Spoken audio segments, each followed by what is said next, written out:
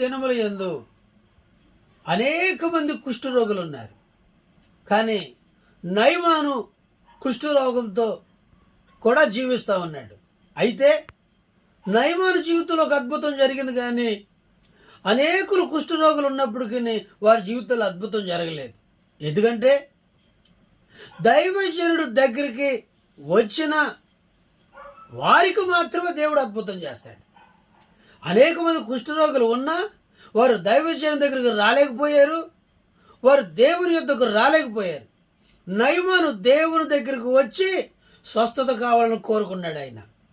అయితే నయమాను కూడా మొదట కొంత కోపపడి అలిగి వెనక్కి తిరిగి వెళ్ళిపోయినా సరే తన జీవితాన్ని కొంచెం మార్చుకొని తన దాసుడు చెప్పిన మాటలు విని వెనక్కి తిరిగి దైవజనుడు మాటలు బట్టి యోర్దాను నదిలో 7 సార్లు మునగటం వలన అతనికి స్వస్థత కలిగింది. అనేక మంది కుష్ఠరోగులు ఉన్న వారు స్వస్థత పడలేకపోవడం కారణం ఏంటంటే వారు దైవజనుడి దగ్గర రాలేదు, వాళ్ళు దేవుని దగ్గర కూడా రాలేకపోయారు.